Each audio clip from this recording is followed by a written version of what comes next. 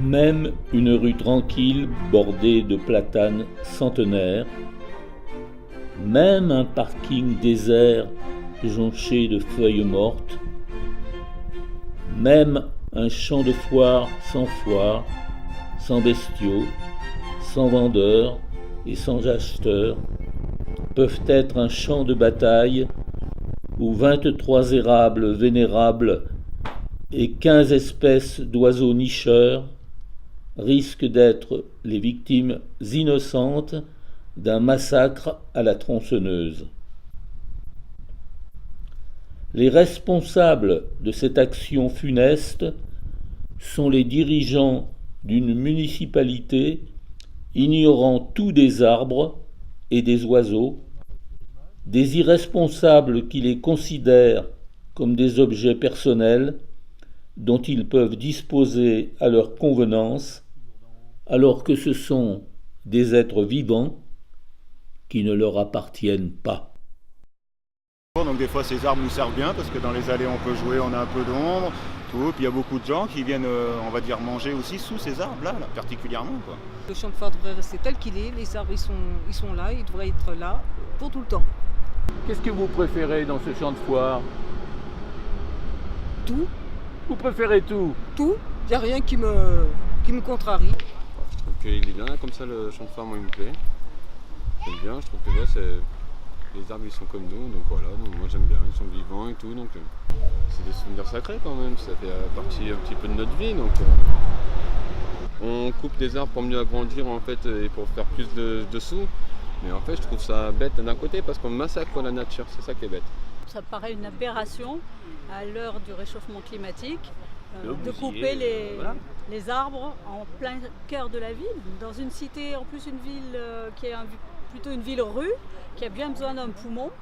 Et puis on sait, pour être des voisins, qu'effectivement c'est un endroit qui est le cœur de la ville. Oui, mais on ne veut couper que 23 érables et on nous promet d'en planter 35.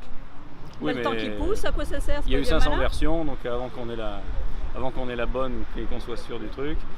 Et à quoi bon dépenser l'argent public pour faire pousser 35 érables ou autres arbres, du moment qu'il y en a déjà. Les arbres. Si ça peut permettre d'attirer un peu l'attention sur les arbres, ça peut être pas mal. Et puis voilà. Puis ça fait des références à nos arbres, hein, quand même. Ça va leur donner un supplément d'âme, nous qui y sommes très attachés. Donc, oui. Garder des arbres en ville, c'est très important. Et qu'avec le climat que nous avons maintenant, replanter des petits arbres qui vont peut-être jamais pousser, c'est très dommage. Il y en a peut-être qui sont malades. Peut-être, encore faudrait-il le prouver. Et je pense qu'abattre 24 arbres d'un coup n'est pas justifié. Ça nous met dans une ambiance de créativité, puisque ce sont tous des gens qui ont soit écrit, soit fait du cinéma. Et c'est un lieu aussi qui reçoit un festival qui est très important. Donc voilà, restons dans cette ambiance-là, on crée et non pas on détruit. Les paysans alentours, ils ont arraché de tomber tous les arbres. Et finalement, on trouve plus d'arbres en ville qu'à la campagne. Les arbres que nous allons abattre, ils ont des racines très profondes. Et par ces temps de sécheresse, ils survivent. Alors que des arbres tout neufs, sortis de serre et bichonnés, mis dans un état de sécheresse, ils ne survivront pas. Très surprenant, inquiétant, démoralisant, je dirais même.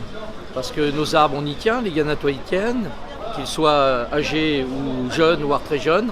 C'est un projet qui paraît, je ne sais pas, infondé et qui nous met dans un premier temps en émoi et puis dans un deuxième temps en révolution, on va dire. Même on constate facilement que des gens sont très remontés, se liguent, se fédèrent et luttent depuis des semaines, des mois, voilà, et ça génère une certaine énergie. Parce que les Gannatois tiennent et les militants locaux, qu'ils soient environnementalistes, militants, sont derrière cette cause. Eh bien, parce que j'aime bien le champ de foire, moi je ne veux pas qu'on tombe les arbres. Ce projet, on n'en sait pas grand-chose, ou des choses très imprécises et parfois contradictoires. Mais il y a quand même des choses qui nous inquiètent beaucoup, en particulier en ce qui concerne l'abattage d'arbres qui ne se justifie pas. Il est question effectivement d'abattre tous ces érables. On ne sait pas trop pourquoi d'ailleurs, sinon une espèce de justification étrange qui consisterait à dire « Ah oui, mais quand on en enlève, si on en enlève un ou deux, il faut les remplacer par des plus petits. Alors les arbres n'ont pas tous la même taille, quoi. Ils n'ont pas tous la même hauteur. Donc on les abat tous et on plante à la place des arbres tout neufs, tout petits. » Outre que l'abattage d'arbres vénérables en parfaite santé, qui sont des lieux de nichage des oiseaux, si on les abat, ces oiseaux, c'est pas sûr qu'ils reviendront. Hein. Plus à titre personnel, moi je considère que c'est tout simplement un sacrilège. Beaucoup de ces gens qui ont réussi dans les sphères économiques et politiques, etc., voient la vie comme ça. Il faut qu'il y ait tout le temps du chantier partout, que ça bouge tout le temps partout, que tout soit déstabilisé, restabilisé, comment on appelle ça, la destruction créatrice, etc. Bon, en réalité, ce sont des actes de guerre, parce que ces gens-là n'ont pas le droit. Ils n'ont pas le droit. C'est un lieu vivant, ça ne leur appartient pas. Ce sont des êtres vivants qui habitent là, qui gèrent très bien leur milieu sans eux. Et voilà, et tout ce qu'ils brandissent comme intimidation et le droit, etc., le fait qu'ils soient élus, tout ça, ça n'a aucune valeur. C'est uniquement le droit du plus fort qu'ils impliquent.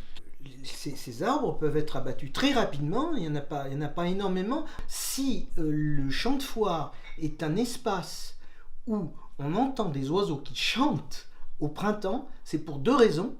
C'est du fait qu'il y ait cette érablerie où ils viennent nicher, du fait que les pelouses ne sont pas tondues systématiquement tout en même temps, et donc ils peuvent s'y nourrir, du fait qu'il y ait les platanes qui les protègent tout autour, et du fait, bien sûr, je me permets d'insister là-dessus, parce qu'il n'y a pas que le champ de foire, il y a certains espaces qui ont été plantés par des animaux, par des oiseaux, des arbres fruitiers, mais bon, des fruits que nous on ne consomme pas, qui sont un peu dans la périphérie de Ghana et qui sont aussi des réserves pour eux.